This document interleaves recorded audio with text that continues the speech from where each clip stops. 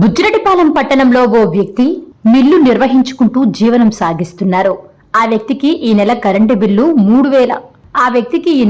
Bill 33,000 రావడంతో అవాక్కయ్యారు.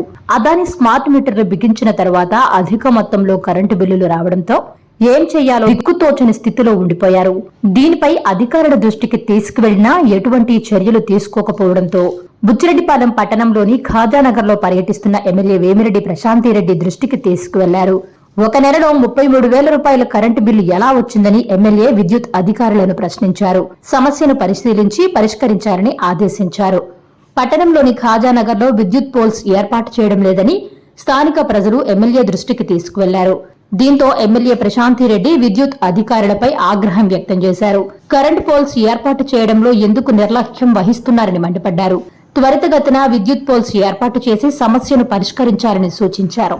4,000 వచ్చేది 30,000 ఇంటికి వచ్చేది. ఎక్కడి నుంచి తెచ్చి కట్టారు?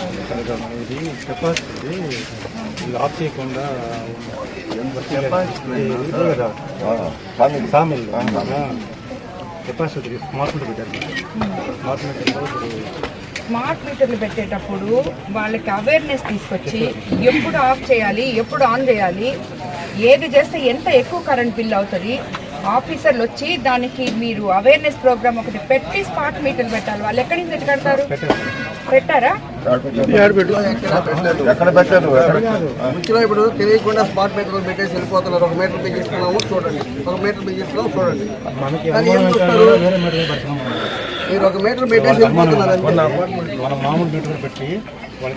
సరే, ఇప్పుడు వీళ్ళకి 44,000 వచ్చేదంట. మీరు లాస్ట్ బిల్స్ చూడండి. ఈ రోజు ఎందుకు 43,000 వచ్చింది? దాన్ని ఎంత రెక్టిఫై చేస్తారు? 33,000 చూడండి. దాన్ని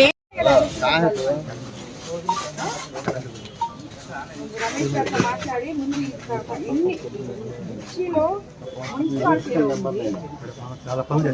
మున్సిపాలిటీలో ఉంది. ఇంకా కూడా ఏ కాలంలో ఉన్నాం మనం? కరెంట్ పోల్ లేకుండా ఇన్ని రోజులు ఎందుకు కరెంట్ పోల్స్ లేవు? ఈ రోడ్లు కట్టుకుంటే 100 మీటర్స్ అదే 50 అడుగులు పైన ఉంటే మళ్ళీ డబ్బులు కట్టమంటారు. 10,000 20,000 కట్టమంటారు. ఇల్లు కట్టుకున్నారు. అందుకని పోల్స్ లేక పోల్స్ వేసేయండి. చాలా ఉన్నాయి. రోడ్ బుచ్చిడి బాగుంది. చాలా ఉన్నాయి. ఎన్ని పోల్స్ ఉన్నాయి? చాలా ఇంచుమించు ఎన్ని ఉన్నాయి? ఒక ఎస్టిమేట్ కూడా వేసి పంపిస్తున్నాం. నాకు ఇవ్వండి మీరు.